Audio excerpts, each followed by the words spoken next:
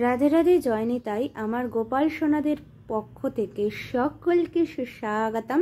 সকল সাধুগুরু আর শ্রী বৈষ্ণবদের চরণে দণ্ডবত প্রণাম করে আজ তোমাদের ভগবানের ভোগ নিবেদন দর্শন করাতে করাতে আমি তোমাদের জানাবো ভগবানকে কি করে ভোগ নিবেদন করতে হয়।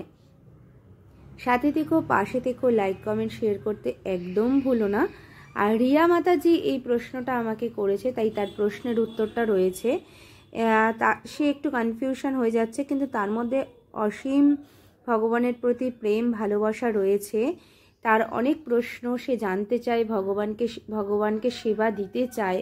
তার যে এই ভালোবাসা, এই যে আকুতি, এটা কিন্তু ভগবানকে প্রাপ্ত করার জন্য ভীষণই দরকার। এই আকুতি যদি না থাকে তাহলে কিন্তু ভগবানকে সেবা করা যায় না। তাই তার যে আধার, একদম সঠিক আধার, সে আমাকে বারবার করে প্রশ্নটা করছে। সে বিশেষ করে জানতে চাইছে যে কি করে সেবা দিতে হয়। তাই সকলেরই প্রশ্ন, এটা জানতে চাই সকলেই। সেই জন্য আজকের ব্লগটা তার জন্য, আর তাকে মাধ্যম করে সকলের জন্য। কেমন লাগলো জানিও, আর সকলকে দর্শন করার আর জানার সুযোগ করে দিও শেয়ারের মাধ্যমে। প্রথমেই তোমাদেরকে জানাই যে ভগবানকে সেবা দেওয়ার জন্য আমরা ভগবানকে কি নিবেদন করতে পারি। তিনি আমাদের যা জোগাড় করিয়ে দেন আমাদের মনের ভালোবাসা আকুতি অনুযায়ী, আমরা সেটাই ভগবানকে নিবেদন করি। এবার তুমি কি ভোগ নিবেদন করছো সেটার উপর ডিপেন্ড করে যে আমি কতক্ষণ ভগবানের সামনে তাকে সেবা করার জন্য সময় দেব। এবার ব্যঞ্জন যদি অনেক হয় তাহলে ভগবানের সেবা করতেও অনেকটা সময় লাগবে, তাই তাকে সময় দিতে হবে। কারণ তিনি আমাদের আপনজন, পরম কাছের জন। যেমন আমরা যখন সেবা করি বিভিন্ন ব্যঞ্জন দিয়ে প্রসাদ পাই, তখন আমাদের অনেকটা সময় লাগে। তাই তুমি কি নিবেদন করেছো তার উপর ডিপেন্ড করবে যে তুমি ভগবানের কাছে কতটা সময় সেই ভোগের যে থালিটা, যে বা জলের অংশ বা যাই হোক যেটা নিবেদন করেছো, কতক্ষণ সময় লাগতে পারে। তবে মিনিমাম 10 মিনিট সময় ভগবানকে সেবা করার জন্য। অ্যাকচুয়ালি ভগবান দৃষ্টির মাধ্যমে সেবা করে নেন, এবং ভক্তের যে হৃদয়ের ভালোবাসা, যেই প্রেম, সেই প্রেমকে সে গ্রহণ করে। তাই তাকে আমরা কি দিতে পারবো? সবই তো তার, তিনি আমাদেরকে দিয়েছেন, তাই আমরা তাকে সেবা করতে পারছি। তাই সে ভক্তের হৃদয়ের প্রেমকে সেবা করে, তার আকুতি, তার ভালোবাসাকে সেবা করে। তাই আমরা যারা ভগবানকে ভালোবাসি তারা সবসময় আমরা চেষ্টা করি যে আমরা ভগবানকে কি দেব, কি দিলে সে সন্তুষ্ট হয়। তাই ভগবানকে কি দিতে হবে? ভগবানকে অনেক ভালোবাসা দিতে হবে, মনের প্রেম, মনের মানে সর্বকিছু যেন তাকে নিবেদন করে দিতে পারি। তিনি এমন যে আমাদের মনের অন্তরের গহন যে কথাগুলো, যেটা আমরা কাউকে বলতে পারি না, সেটা আমরা ঈশ্বরের সাথে শেয়ার করতে পারি। তাকে দেখতে পাচ্ছি না, কিন্তু তাকে অনুভব করতে পারছি। যখন গভীর সাধনার সাথে যুক্ত হওয়া যায় তখন কিন্তু তাকে অনুভব করা যায়, তাকে স্পর্শ করা যায়, তাকে খুব কাছে হৃদয় দিয়ে বোঝা যায়। এটাই হলো পরম প্রেম।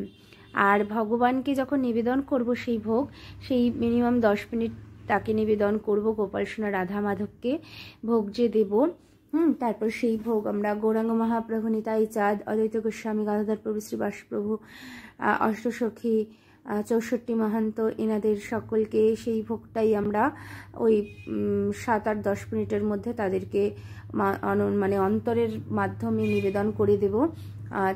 তারপরে হলো তোমার শিবশম্ভু, এনারা যারা রয়েছেন, বিন্দে রানী, এনাদের সকলকে নিবেদন করে দেওয়ার পরে যখন হয়ে যাবে, এই 10 মিনিট 15 মিনিটের সেবাটা হয়ে যাবে, তারপরে আমরা আবার যারা পর্দা বন্ধ করে, পর্দা টাঙিয়ে দরজা বন্ধ করে সেবা দিই, তারপরে আবার অন্নভোগের সময় আবার আমরা তালি দিই। আমরা যে আসছি সেটাকে ভগবানকে জানিয়ে, ভগবান সবই জানে, তবু এটা আমাদের করতে হয় যে আমরা ঢুকতে গেলে যে আমাদের আজ্ঞা নিতে হয়, গিয়ে তারপরে আমরা সেই ভোগটা, সেই ভোগের প্রসাদটা, মহাভোগটা, সেটা আমরা আবার সিংগুরবে নম, সিংগুরবে নম, সিংগুরবে নম, গুরুদেব, 33 কোটি দেবতা, দেবীগণ, মনীষী, যারা যেখানে রয়েছে, আমাদের ছেড়ে চলে গেছে, আমাদের পরম আত্মীয়, পরম আপনজন যারা রয়েছে, তাদের আমরা আবার সেই ভোগটা আমার গুরুকে স্মরণ করে, আবার রাধা মাধবকে স্মরণ করে আমরা নিবেদন করে দেব।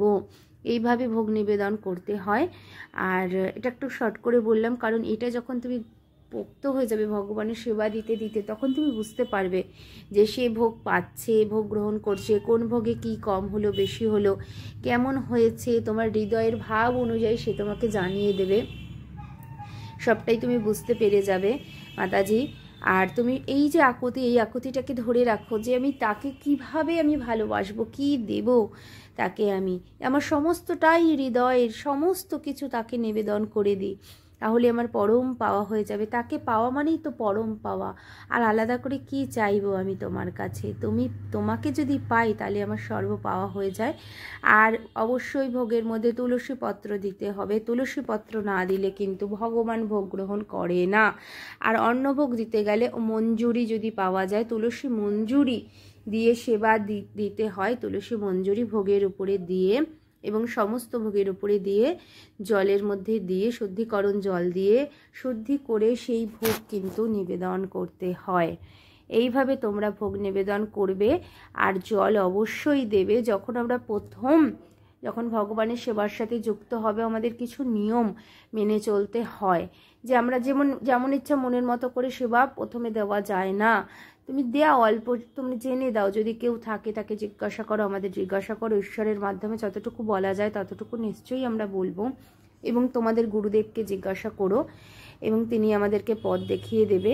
আর সকালের বাল্যভোগ, দুপুরের অন্নভোগ আমরা সমস্তটাই দিই, তাই আমাদের সমস্ত সেবায় সময় লাগে, একটু সময় লাগে, 10-15 মিনিট লেগে যায়। যখন যেমন ভাব আসে দরজা বন্ধ করে বা সামনে বসে যখন ভাবের উদয় হয় সেই অনুযায়ী সময়টা লেগে যায়। সেটা একটা গভীর ভাব, তখন 10 মিনিট বা 15 মিনিট বা 20 মিনিট বোঝা যায় না যে কতক্ষণ ভগবানের কাছে বসে আছি বা তার কাছে থেকে সেবা করছি, যে আমরা তাকে খাইয়ে দিচ্ছি, সেও আমাদের বসে রয়েছে আমাদের পাশে, এরকম ভাবের সময় অনেকক্ষণ হয়ে যায়। আবার যখন সেরকম ভাব হয় না, তখন আমরা 10-15 মিনিট মিনিমাম গুরুদেব আমাদের বলেছে যে 10 মিনিট অন্তত দরজা বন্ধ করে তাকে সেবা করার সময় দিতে হবে। এবং গুরুবর্গকেও যখন আমরা নিবেদন করব, তাদের সেবা করানোর জন্য কিন্তু আমাদের 10টা মিনিট মিনিমাম সময় দিতে হবে, কারণ তিনি আমার আপনজন, পরমজন। যা আমি পাক করেছি, যা নিবেদন করেছি, সে সমস্তটাই তিনি গ্রহণ করছেন, তিনি পাচ্ছেন, এই মনের ভাব রেখে কিন্তু আমাদের ভোগ নিবেদন করতে হবে। তাই সকলে ভালো থেকো, সকলের উপর ভগবানের কৃপা বর্ষিত হোক। জয় রাধে, জয় নিতাই, জয় জয় রাধে শ্যাম, বলো শ্রী বৃন্দাবন ধাম। জয় গুরু, জয় নিতাই।